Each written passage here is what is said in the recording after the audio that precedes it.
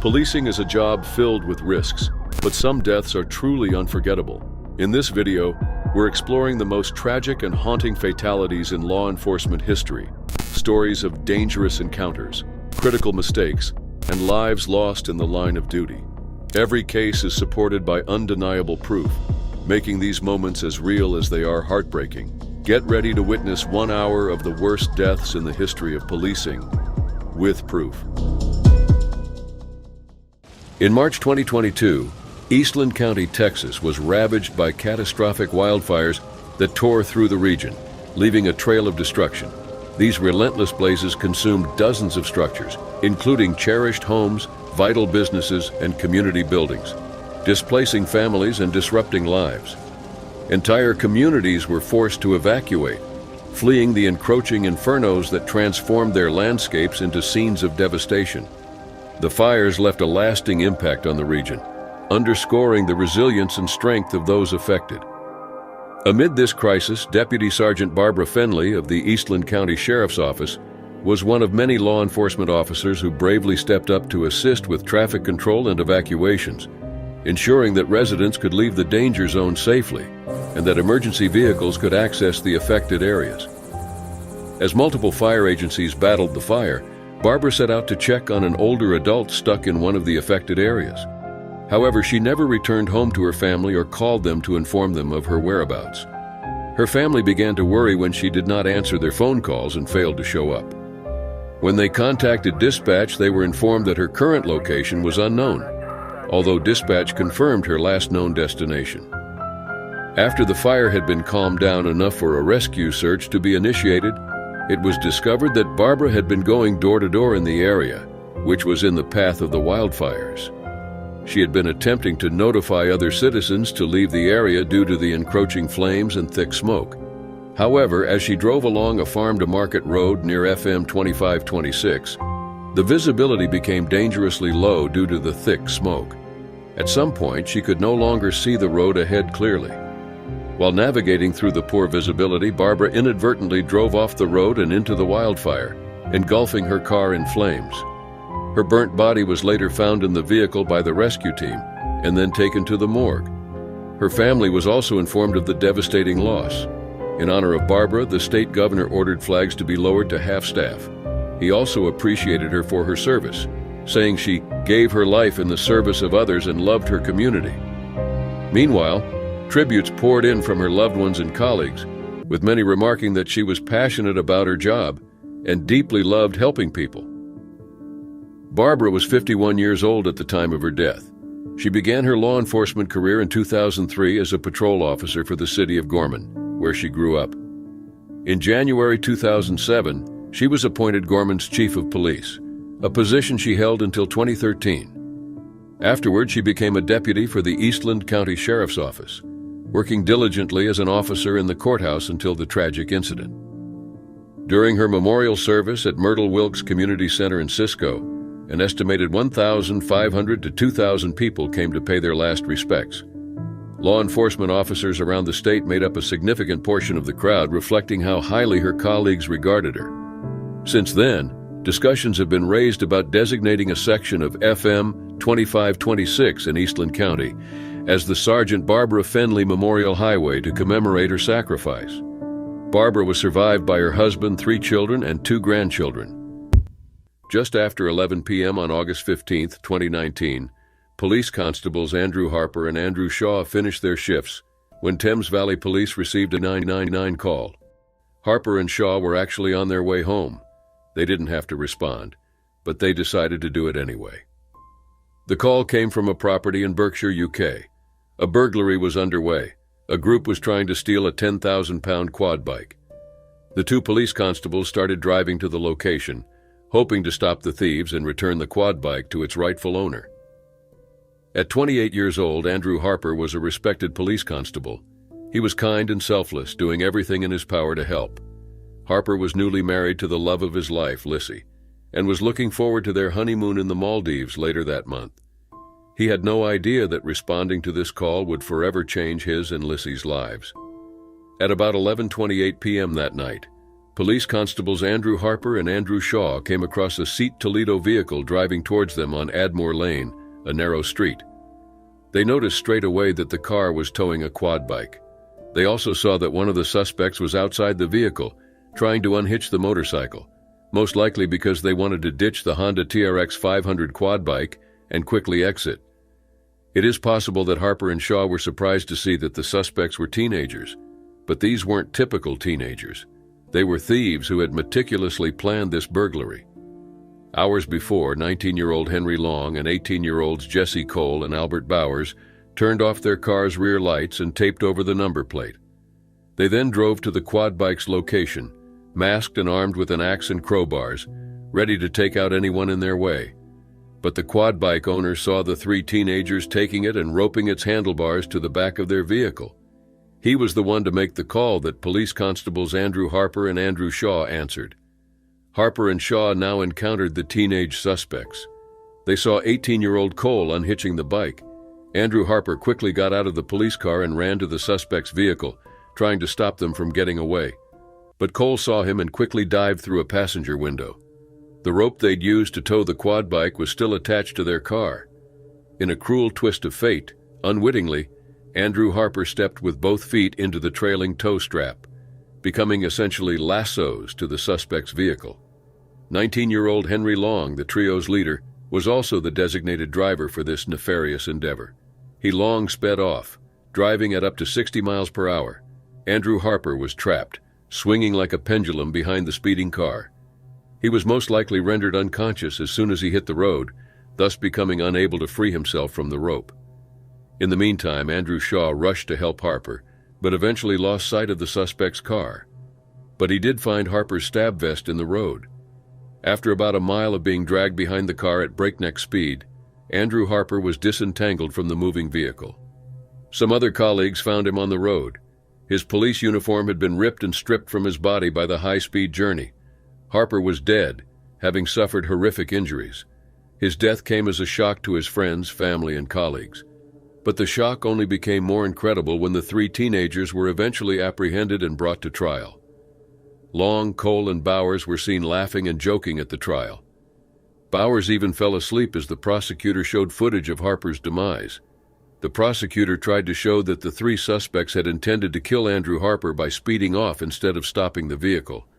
The jury, however, acquitted all three defendants of murder, but found them guilty of manslaughter. In the wake of Andrew's tragic demise, his wife, Lissy Harper, campaigned vigorously for Harper's Law. This law mandates life sentences for anyone convicted of the manslaughter of an on-duty emergency worker. Enacted in 2022, the law did not impact the sentences of Long, Cole, and Bowers. It was February 2nd, 2023.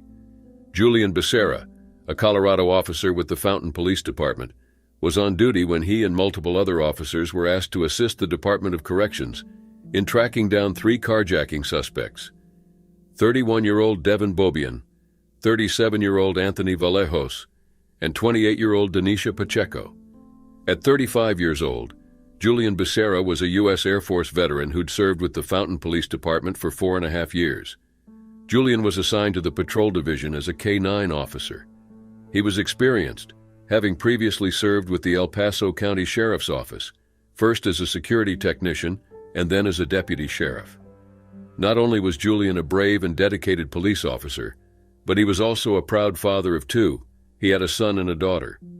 On February 2nd, Julian responded to the call. What followed was a movie-like car chase. Around 5:30 p.m. that day, several officers spotted the stolen car, a Hyundai out of Pueblo, Colorado, near North Academy Boulevard and Platte Avenue. They identified the suspects, Bobian, Vallejos, and Pacheco, and pursued them. It was clear the three suspects were reckless. They were driving erratically, often driving the wrong way down lanes. It was a dangerous situation, and the suspects, especially Devin Bobian, were harmful. Bobian was a 4-time convicted felon and an escapee. 2 months before, Bobian escaped from a community corrections site in Pueblo. At some point during the chase, the suspects stopped at Love's Travel Center in Fountain. The three exited the stolen Hyundai and approached a silver Toyota 4Runner in the parking lot. They intended to steal the Toyota and have police lose their trail. One of the suspects approached the car's owner, a woman just about to pump gas. He had a gun. He pointed the muzzle at the woman, demanding her keys and asking her to empty her pockets. Meanwhile, the other two entered her vehicle, waiting for their partner to get the keys. But the woman refused to give over her keys. Instead, she started to walk away. She then turned around and told them to get out of her car. The police were getting closer. When they arrived at Love's Travel Center, the suspects ran back into the Hyundai they had entered and sped away. Just before 8 p.m., though, the Fountain Police Department utilized a tactical vehicle intervention technique to stop the suspects, pinning the vehicle between two police cars. One of the police cars belonged to Julian Becerra. They were on a bridge near South Academy Boulevard and South Hartford Street in Colorado Springs. Julian exited the car, ready to arrest the suspects, but stuck between his vehicle and the bridge guardrail. At the same time, Devin Bobian exited his car. He had to escape. He climbed on the roof of the stolen Hyundai and then leaped on the hood of Julian's car. With Julian Becerra stuck between the car and the guardrail, Bobian should have grabbed the chance and started running away from the police. Instead, the man stopped and turned his attention to Julian. He turned toward the officer standing over him and leaned forward threateningly. Bobian pointed toward Julian, a terrifying gesture that caused Julian Becerra to fall over the guardrail, plummeting 40 feet from the bridge. That's when Bobian attempted to flee by foot, but he was detained shortly after. He fought a lot, and while being handcuffed, Bobian managed to crawl toward the edge of the bridge. He was stopped before he could jump and taken into custody. Julian Becerra was airlifted to the hospital. He was put on life support on Friday, February 10th, but ultimately succumbed to his multiple injuries and died the next day, 9 days after the incident. Devin Bobian was found guilty in Julian Becerra's death and was charged with second-degree murder, vehicular eluding, motor vehicle theft, weapon possession by a previous offender, and 2 counts of aggravated robbery for his actions in the February 2nd car chase. At 5:57 p.m. on May 5, 2024, the Utah Highway Patrol received a worrying call from a concerned traffic participant. The caller claimed a person was standing on the back of a semi-trailer. Sergeant Bill Hooser, 50, was stationed at an I-15 median in Santa Quin, Utah, when he noticed a white truck matching the description given by the caller. Bill Hooser was a police officer who truly loved his job. He started as a volunteer before joining the Santa Quin City Police Department in 2017. Bill was also recently promoted from corporal to sergeant in February 2024. He loved serving the community he called home and helping people in need. Bill followed the truck off the freeway. The 911 call from the concerned driver had made it seem like someone needed assistance, but the truck driver ran a stop sign and even attempted to enter the freeway again. That's when Sergeant Bill Hooser managed to pull the car over, assisted by Utah Highway Patrol Trooper Dustin Griffiths. The 2 police officers approached the truck to speak with the driver and determine the issue. The driver, Michael Aaron Jane, was initially uncooperative and refused to answer their questions. The officers assured him they were there to help and that he wasn't in trouble. This reassurance eventually led Jane to hand over the truck's digital log to Dustin Griffiths. But as the trooper was checking the document, something strange happened. A woman jumped out of the passenger door. She was obviously in distress. She sprinted to the back of the trailer and around the other side. Her hands were up. What the officers didn't know was that Michael Aaron Jane had essentially kidnapped the woman hours earlier. Initially, she had been voluntarily riding with him, but an argument erupted when they stopped at a truck stop in Beaver, Utah. Jane decided to abandon her and drove off without her, only to return several times, pleading for her to come back. When she refused, Jane became enraged, threatening her with a knife and bear spray, coercing her to re-enter the vehicle. As soon as the woman jumped out of the truck, Sergeant Bill Hooser started walking back to the semi-truck, gesturing to Trooper Dustin Griffiths that they needed to get Jane out of the vehicle and detain him. But Michael Jane had entirely different plans. The trucker locked the door and drove off. Bill and Dustin started running to their cars, their backs now to the truck. Bill Hooser didn't see it coming until the very last minute. He didn't see Jane making a sharp U-turn, coming straight at him until the last moment. Bill tried in vain to move away from his car door jamb, out of the path of the speeding truck. But there was no time. The truck's grill and bumper smashed Bill's body into one of the patrol cars. Sergeant Bill Hooser was killed instantly, but Michael Jane didn't plan to stop. Instead, he gunned the truck toward Trooper Dustin Griffiths and the woman, And he would have hit them too were it not for the woman. She saw the car coming and warned Dustin. They both jumped and ran from the path of the oncoming vehicle. Jane fled the scene, then pulled over and ran off the freeway. He managed to evade police for a while, stealing multiple vehicles, but officers caught up near Vernal, where they performed a maneuver that stopped him. Jane went off the road and crashed. He sustained severe injuries and was transported to the hospital. Michael Jane faces charges of aggravated murder, attempted aggravated murder, and attempted kidnapping. It was a quiet Monday morning in November 2024 in East Charlotte, North Carolina, when tragedy struck. Officers were preparing to serve an arrest warrant on 39-year-old Terry Clark Hughes. Hughes was a felon wanted for illegal firearm possession and 2 counts of fleeing law enforcement. As officers approached his home on Galway Drive, they couldn't have predicted the devastating events that would follow. The U.S. Marshals Fugitive Task Force arrived at the residence. The team included officers from different agencies, such as Samuel Peloche and William Elliott from the North Carolina Department of Corrections, Thomas Weeks, a deputy U.S. Marshal, and Joshua Iyer from the Charlotte-Mecklenburg Police Department. They were experienced officers, fully aware of the risks their job entailed. The plan was straightforward: secure the area and cautiously approach the house. However, Hughes opened fire from inside using a high-powered rifle. The sound of gunfire shattered the quiet neighborhood as Hughes fired over 100 rounds at the officers. Samuel Peloche and William Elliott were struck first, collapsing as their colleagues rushed to help. Despite their efforts, the relentless barrage hit Thomas Weeks and Joshua Iyer. The situation escalated into a prolonged gunfight, with officers taking cover and attempting to subdue Hughes. A neighbor, Saing Chon, caught the chaos on his phone. Trapped outside his house without keys, he pleaded with officers for help, but was instructed to find safety elsewhere. The gunfire continued for hours before Hughes was ultimately stopped, but not before inflicting devastating losses. 4 officers lost their lives that day: Samuel Peloche, William Elliott, Thomas Weeks, and Joshua Iyer. Their deaths shocked the law enforcement community and the city. Officer Joshua Iyer, a 6-year veteran of the Charlotte-Mecklenburg Police Department, was known for his commitment to public safety and compassion. He was also a first-class sergeant in the North Carolina Army National Guard.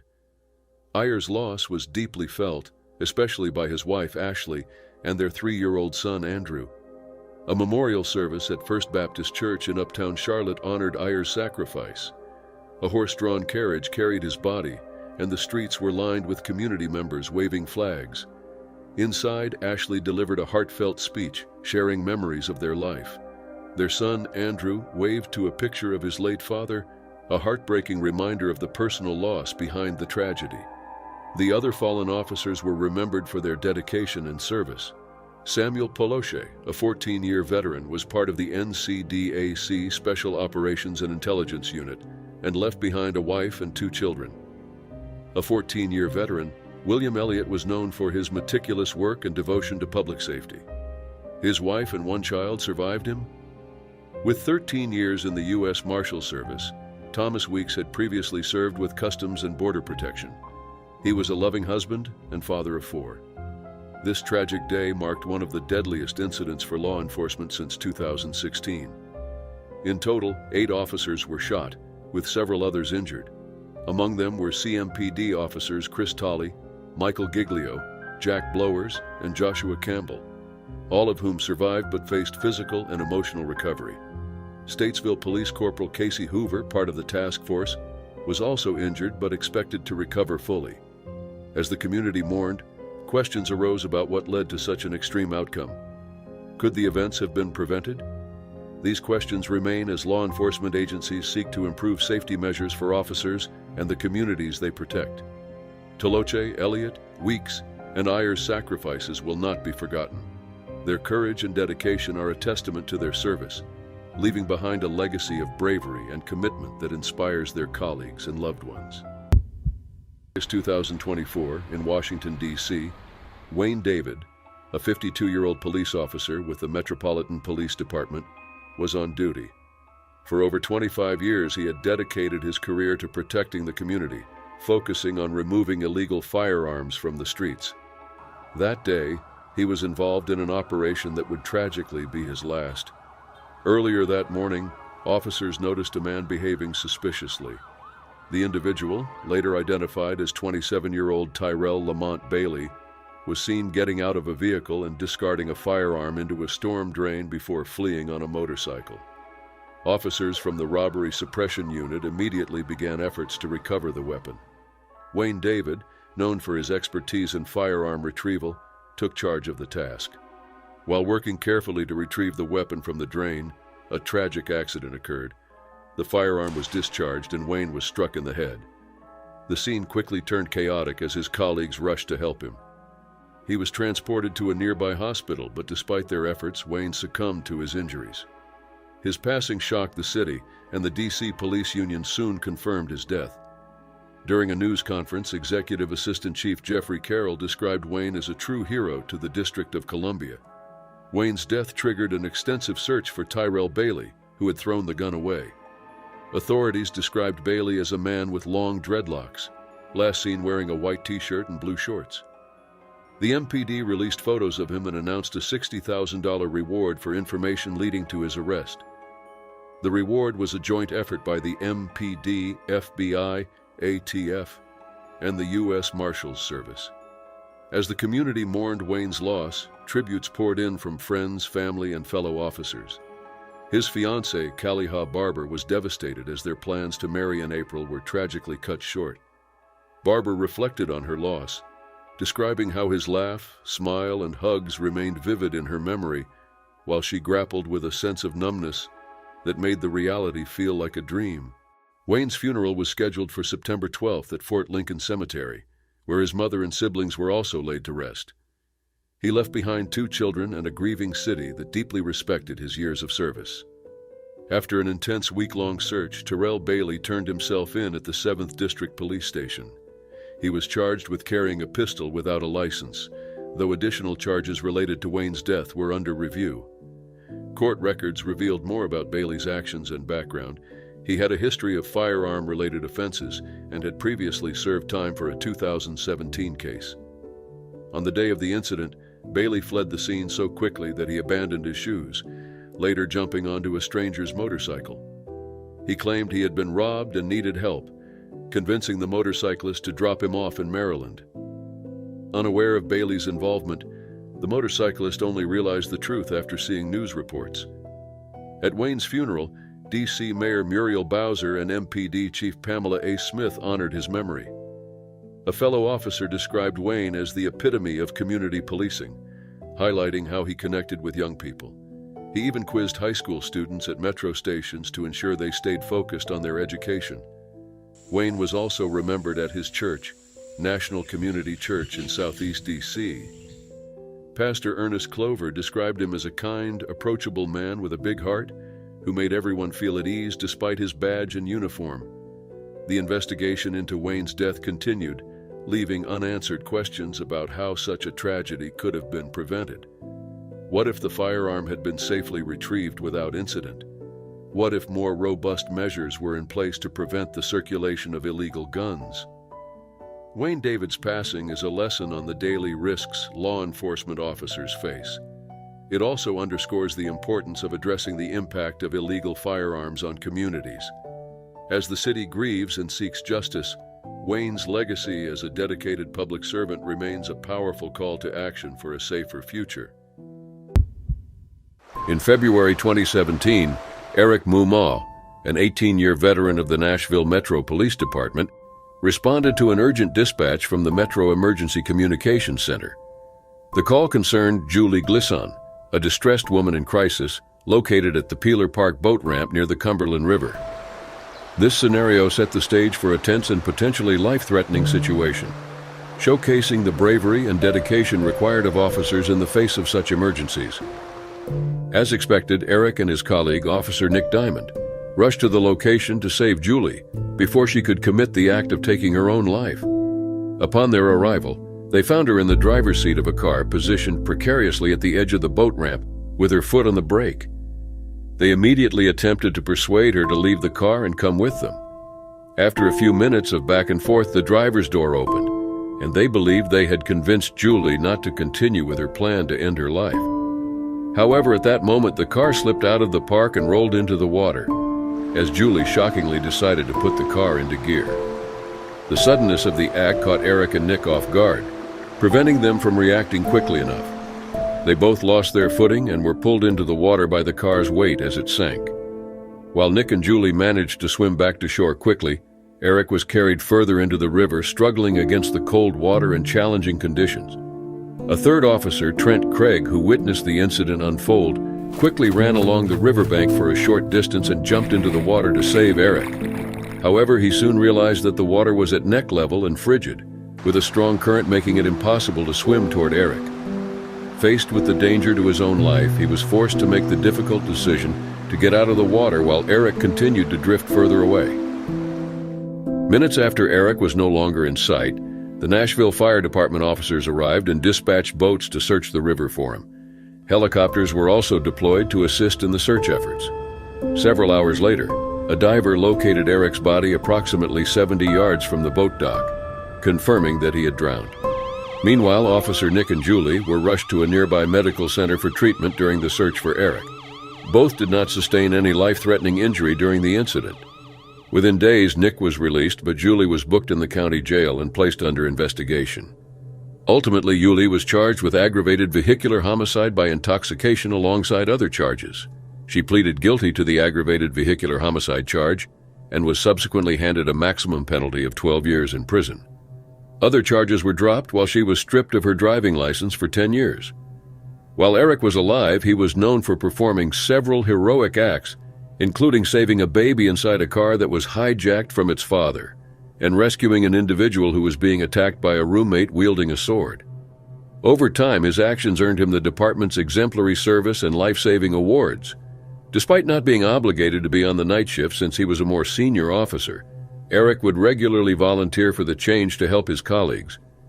Meanwhile, in his community, he often went out of his way to help the people he served in his community. This was seen by his frequent bringing of donuts to local emergency service workers and hot meals for homeless people. Eric's untimely death was met with profound sorrow, leaving a community in mourning. Known for his dedication and kindness, Eric was honored with heartfelt tributes from colleagues and friends alike. A memorial service drew law enforcement officers and first responders from across the state, all gathered to pay their respects. He was posthumously awarded the Medal of Valor, the Metro Nashville Police Department's highest honor. 3 years later, his legacy was permanently etched into the heart of his community with the unveiling of a commemorative plaque at Peeler Park, a lasting tribute to his service and sacrifice. On August 25, 2017, Hurricane Harvey, a ferocious Category 4 hurricane, unleashed its wrath on Houston and nearby cities, causing catastrophic flooding and torrential rainfall. The sheer devastation left communities in chaos, with entire neighborhoods submerged underwater. Amid this turmoil, just 2 days after the disaster struck, Steve Perez, a dedicated sergeant with the Houston Police Department, demonstrated extraordinary bravery. Despite the dangerous conditions and overwhelming destruction, he made the courageous decision to report for duty, exemplifying unwavering commitment and heroism in the face of unprecedented adversity. His actions provided a beacon of hope and resilience to a city in desperate need. At around 4 a.m. that day, Steve left his house for work despite the warnings from his wife and father-in-law, who believed it was too dangerous for him to commute in such conditions. After driving for over 2 hours to reach his duty station, Steve soon realized that the conditions were far worse than anticipated. The hurricane's force destroyed every possible route to his station, or was rendered impassable by the overwhelming floodwaters. Being the dedicated professional he was, Steve refused to turn back home. Instead, he followed departmental protocol and decided to go to a secondary location. He informed dispatch of his intentions and advised that he would report to the nearest station in Kingwood. However, tragically, he never made it to that location. Throughout that day, Steve's absence went unnoticed amidst the chaos of the flooding crisis. On August 28th, his absence was finally noted during a roll call conducted by a senior officer. Immediately, Steve's colleagues began attempting to reach him, knowing he was not one to miss work without a reason. When they contacted his wife, she shared that she had not seen him since he left home. Meanwhile, attempts to contact his phone and the dispatch in his assigned police vehicle were unsuccessful. At this point, it was clear that Steve was missing. His colleagues swung into action, initiating an extensive search along the potential paths he might have taken to reach the station in Kingwood. After several hours, they narrowed the search to an area around Hardy Tollway and Beltway 8. However, the area was still heavily submerged, and with nightfall approaching, it was too dangerous to begin an underwater search for Steve. The next day, members of the Houston Police Department dive team resumed the search for Steve.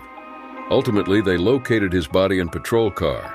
It was determined that as he drove into an underpass about 16.5 feet, his patrol car was swept away by the high water in the area. The cause of death was also concluded to be drowning. Steve's untimely death came 2 days shy of his 61st birthday. During his 34 years of service as a police officer, he worked in various offices for the department, including the Juvenile, Emergency Communications, Special Operations, Crime Analysis and Command Center, Vehicular Crimes, and Traffic Enforcement Divisions. His colleagues described him as a gentle public servant and one of the sweetest people in the department. His son Maverick also fondly remembered him as the most excellent protector, defender, and rescuer, whose love was pure and endless and made him believe he could do anything. A few weeks after Steve's death, he was buried at the Houston National Cemetery. His memorial service featured honor guards, a riderless horse, a helicopter flyover, and a last radio call held in his honor, celebrating his dedication and sacrifice. To help the family Steve had left behind, the Sergeants Benevolent Association launched a GoFundMe. It received an outpouring of generosity from well-wishers, raising nearly $20,000 from over 300 donations within a few weeks. In April 2024, Deputy Fred Fislar of the Hendricks County Police received a call about a single-vehicle crash within his vicinity. The incident involved a 2009 silver Honda colliding with a utility pole, shattering it on impact and leaving electrical wires hanging close to the ground. Knowing that the downed wires posed a significant danger to any passers-by and the yet-to-be-identified occupant of the vehicle, Fred rushed to the scene to assess the situation and coordinate the emergency response required. Upon his arrival, Deputy Fred Fislar noticed that the driver had suffered severe burns and immediately initiated efforts to rescue him. However, he unfortunately came into contact with the hanging electrical lines that were still flowing with current during the process. Instantly, he was severely shocked by the current and lost consciousness. Minutes later, a passerby saw the incident and noticed Fred lying unresponsive on the road. The individual quickly used Fred's radio to contact the Hendricks County Communications Center to inform them about the situation. When the emergency medical service officers arrived, they found Fred in a critical condition. They initiated life-saving measures on the scene and continued to provide emergency care as he was transported to the nearest hospital. Despite their best efforts, Fred was ultimately pronounced dead hours later, succumbing to the severe injuries sustained from the electrical shock. Ironically, the driver of the 2009 silver Honda that had crashed into the utility pole, Juan Gomez, survived the incident. Although he had sustained severe burn injuries, they were not life-threatening, and he was subsequently released from the hospital pending the completion of an investigation into the incident. However, in a shocking turn of events, Juan was arrested before the conclusion of the inquiry for a separate operating while intoxicated OWI incident that had occurred before the crash. He faced multiple charges in that case: operating a vehicle while intoxicated, endangering a person, minor consuming alcohol, knowingly or intentionally operating a motor vehicle without ever receiving a license, and operating a car with an alcohol concentration equivalent to 0.15 or more. Before Fred's death, he had served in the Hendricks County Police Department for only 3 years after leaving the United States Marine Corps. A memorial service was held in his honor at Cloverdale High School, where he was an alumnus. Indiana State Police Superintendent Doug Carter attended the service and described Fred as the epitome of a United States Marine, a proud father, husband, and son, and a peer and mentor to many people. A close friend also fondly remembered Fred, saying, "He was always smiling. He was the life of the party and never had a bad word to say about anyone." Fred is survived by his wife and 2 young children, who now face an unimaginable loss. In solidarity, the Hendricks County Sheriff's Office established an official fund for donations to support his grieving family. Additionally, A Red Cross blood drive was organized in his honor, reflecting his spirit of giving. Efforts are also underway to commemorate Fred's dedicated service, with plans to rename the section of road where the tragic incident occurred after him, ensuring his legacy endures in the community he served so faithfully. Metro Nashville Police Department officer Eric Mumaw loved the night shift. The 44-year-old was an 18-year veteran of the force, but this didn't prevent him from volunteering to take the night shift whenever he could. February 2, 2017 was no different. Eric was on duty when the Emergency Communications Center received a call at 4:16 a.m. The call came from a family member of a woman named Julie Glisson. According to this person, 40-year-old Julie was in her car, on the boat ramp at the edge of the Cumberland River, threatening to end her own life. Julie had a history of self-harm attempts. This time around, her relative was worried Julie was going to succeed. They needed someone to go and prevent her from taking her own life. Eric Mumaw responded to the call. Officers Nick Diamond and Trent Craig joined him. Together, the three men rushed to the scene. In cases like these, every second matters. Eric Mumaw was no stranger to helping people in even dire situations. Throughout his career, he helped everyone from abducted babies to victims of violent attacks, or even people experiencing homelessness. He was the kind of person who always went the extra mile, and his efforts didn't go unnoticed. In 2003, Eric received the department's Exemplary Service Award. He was decorated again in 2011 when he received the department's Life-Saving Award. The police officers quickly arrived at the scene. They saw the car parked at the bottom of the Peeler Park Greenway trailhead boat ramp at the edge of the Cumberland River, a significant waterway. Its waters are deep. Given the time of year, they were also bound to be icy and unforgiving. The three men split up.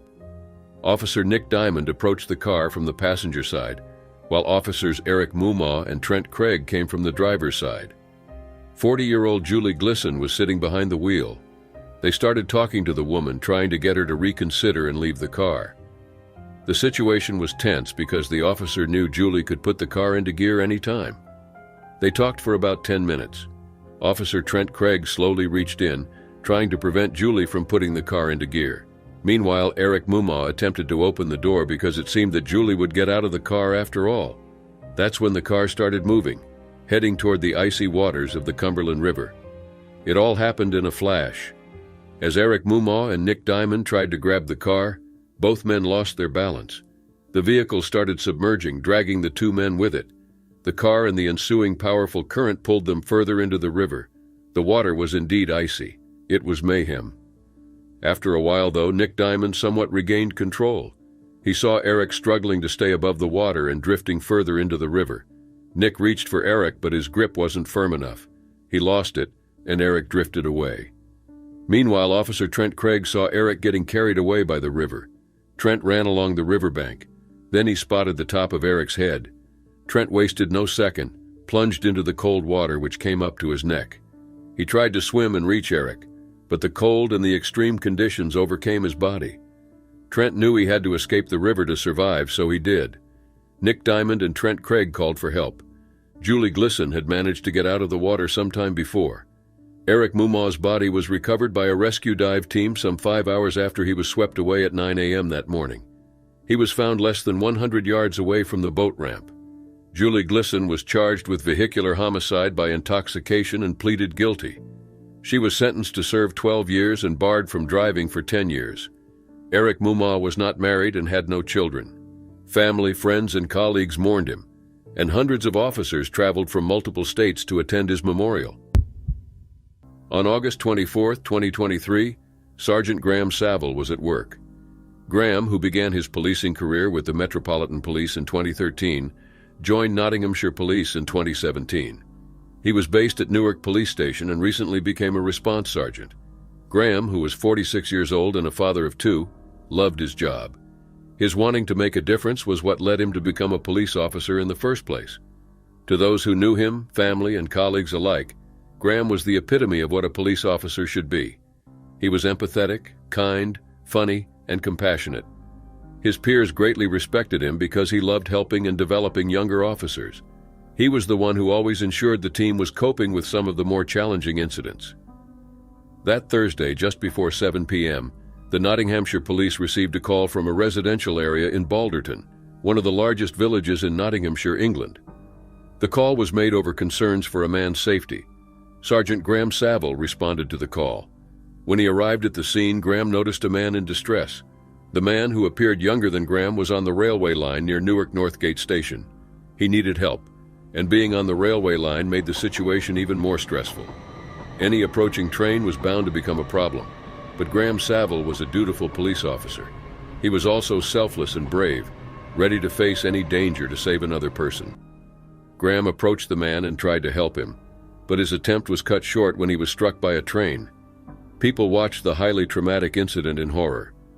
Graham Saville was taken to the hospital, having suffered severe injuries. The other man, who was 29 years old, was also taken to the hospital with electricity-induced injuries, which were deemed non-life-threatening. Between the two of them, Graham was by far in a graver condition. 5 days after the incident, he succumbed to his injuries and died at Queen's Medical Center, surrounded by his family and loved ones. Graham's death was described as a selfless sacrifice.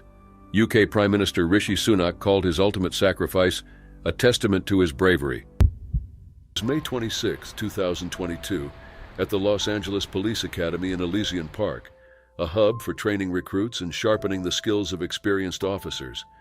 Among the participants was 32-year-old Officer Houston Tipping, a respected 5-year LAPD veteran known for his dedication. Tipping worked as a patrol officer in Devonshire and as a bike instructor. That day, a routine training session took a tragic turn, sparking questions that would shake the LAPD. The department reported that Tipping's injuries occurred during a grappling exercise. He was practicing a move that involved holding another officer in a bear hug when both fell to the ground. Tipping suffered a severe spinal cord injury and was taken to Los Angeles County USC Medical Center. Despite medical efforts, he passed away 3 days later, on May 29th. LAPD Chief Michael Moore called Tipping's death a tragic accident, offering condolences at his funeral. He described Tipping as someone who went the extra mile to improve the world. However, the story didn't end there. Months later, Tipping's mother, Shirley Huffman, filed a wrongful death claim against the LAPD, alleging her son's injuries were not accidental. Her attorney, Brad Gage, claimed Tipping had been investigating a serious case involving 4 LAPD officers. This investigation, Gage suggested, put him at risk, especially since one of the accused officers was reportedly present during the training session. In July 2021, Tipping wrote a report on the case involving allegations against uniformed officers. One of the names in the report matched an officer present during the session. Gage alleged that Tipping's death might have been intentional to silence him and halt the investigation. An autopsy revealed multiple injuries, including 3 broken ribs, a lacerated liver, subdural hematomas, and a spinal injury. The LAPD stated a mechanical CPR device caused the rib fractures, but Gage disputed this, pointing out medical records showing no evidence the device had been used. Medical professionals also described Tipping's injuries as consistent with blunt force trauma, and an MRI showed staples in his head, indicating unreported head injuries. Another major issue was the need for more video footage. The LAPD claimed no recordings were made during the session, but Gage argued that training sessions were typically documented. The absence of footage fueled suspicions of a cover-up, making verifying the LAPD's account impossible. Tipping's case highlighted concerns about misconduct within the LAPD.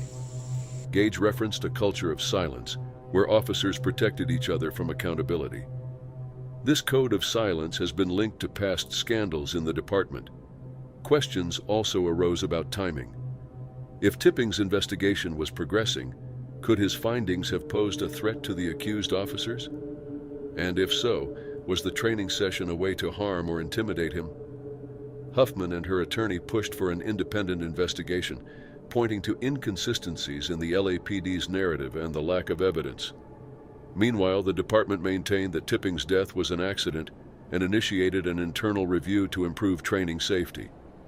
Tipping's family and friends remembered him as a kind and selfless individual. His girlfriend, Brittany, and siblings, Kat and Tyler, spoke of his dedication to helping others. As an organ donor, Tipping saved lives even after his death, a gesture his loved ones saw reflected his character. The case of Officer Houston Tipping remains unresolved. Was his death a tragic accident, or was it something more deliberate? As legal proceedings continue, the truth must come to light. It was a sunny afternoon in September 2024 in Queensland, Australia.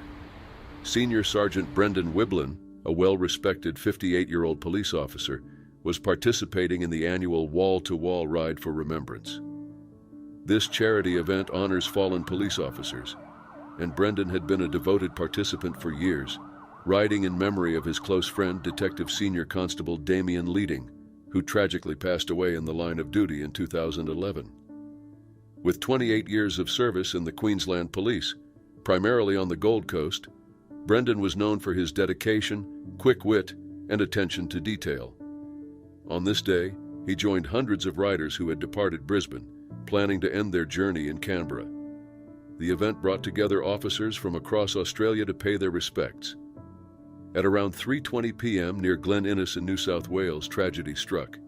Brendan attempted to overtake another rider, but lost control of his motorcycle. The bike veered off the road, going down an embankment. Fellow riders and bystanders rushed to help, performing CPR until paramedics arrived. Despite their efforts, Brendan was pronounced dead at the scene. News of his passing sent shockwaves through the Queensland Police Service and the broader community. Assistant Commissioner Brian Swan conveyed the collective grief Brendan's colleagues and friends felt. He stated that their thoughts were with Brendan's loved ones during this challenging time and emphasized that the police family stood united in their loss, pledging full support to his family. Queensland Police Commissioner Steve Golszewski described the loss as devastating, particularly considering the event's purpose. He remarked that losing Brendan during a ride to honor fallen officers was heartbreaking for everyone, especially for his colleagues on the Gold Coast who had worked closely with him every day. The impact was deeply felt among his fellow riders, many of whom had shared the road with Brendan in past events. Shane Pryor, president of the Queensland Police Union, emphasized Brendan's loyalty and dedication, describing him as a man of integrity who rode to honor his mate, Damien Leading. Pryor noted that Brendan was deeply respected and would be greatly missed by his colleagues and the community. Despite the sorrow, the wall-to-wall ride continued with Brendan's family's support. Riders paused in Armadale to reflect and pay their respects, joined by New South Wales police officers. The journey was set to conclude in Canberra on National Police Remembrance Day, September 29th. Queensland Police Minister Mark Ryan addressed the tragedy, acknowledging the profound loss. He expressed that losing an officer during a memorial event meant to honor fallen colleagues was almost impossible to comprehend. Ryan affirmed that the police family would provide unwavering support to Brendan's loved ones and fellow riders. Brendan's family expressed their wish for the ride to proceed in his honor, reflecting his commitment to remembering fallen officers.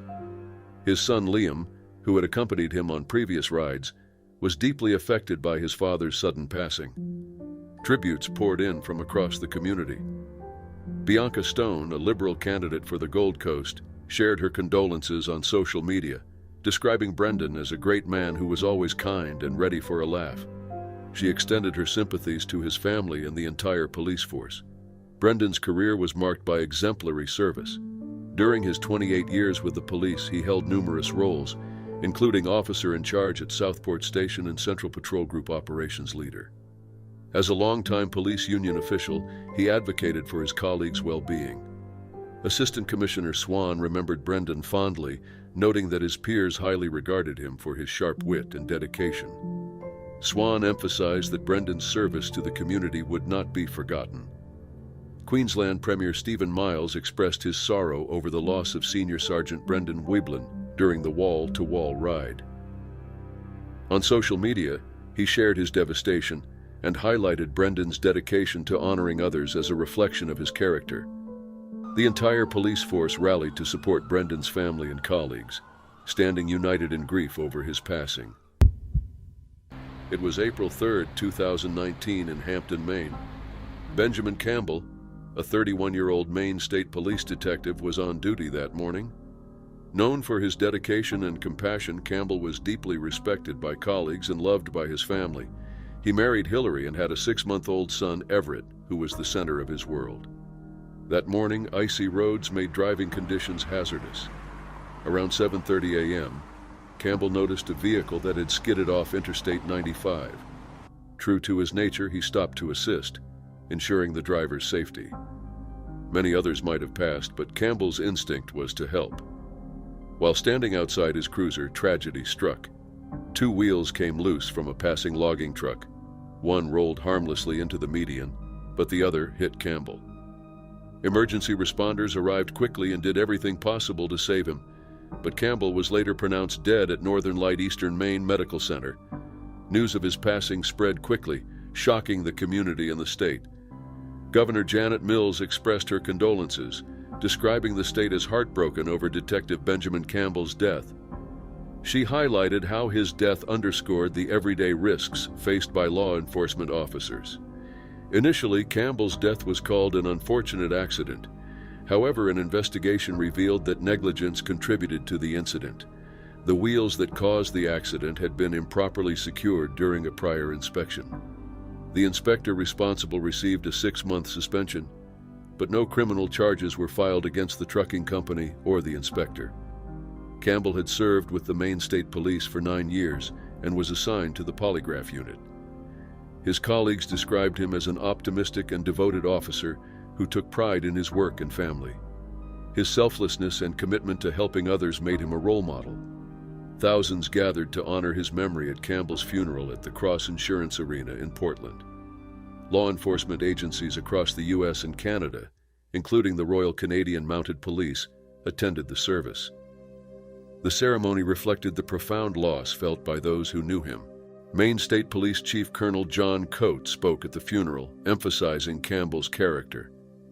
He stated that not stopping would have never entered Campbell's mind and acknowledged that, while they would get through this loss, they would never be exactly the same.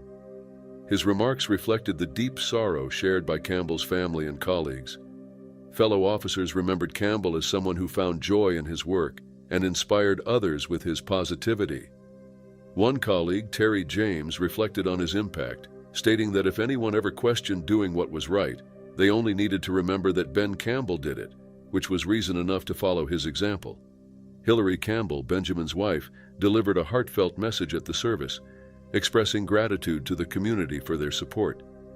Speaking directly about her husband, she shared her deep love and promised to raise their son with his positive outlook on life. She also shared that Benjamin had been her hero long before the tragic day. Her words highlighted the profound personal loss she and their son endured. The community's outpouring of support showed the importance of unity during such a difficult time. Campbell's story became a reminder of the sacrifices law enforcement officers make and the ripple effects of negligence. 2 years later, Maine continued to honor Campbell's memory. Flags were flown at half-staff in his honor and discussions about road safety persisted. Investigators confirmed that Campbell had followed proper protocol while helping the stranded driver, underscoring the critical need for thorough vehicle inspections to prevent similar tragedies. Maine sees approximately 1,100 crashes involving commercial vehicles annually, with fatalities increasing since 2014. Many of these incidents result from carelessness, including improper maintenance and lack of safety checks. Common issues include equipment failures, driver inexperience, and unsafe practices, which can lead to devastating consequences. Detective Benjamin Campbell's passing is an example of the risks law enforcement officers face and the importance of accountability in preventing accidents. His legacy lives on in the memories of those who knew him and in efforts to make roads safer for everyone. As we reflect on his story, lingering questions remain. What if the wheels had been properly inspected? What if the truck had been maintained more carefully? These unanswered questions highlight the balance between fate and responsibility and the need to prioritize safety. Detective Campbell's life and actions continue to inspire, reminding us of the importance of vigilance and compassion in our daily lives.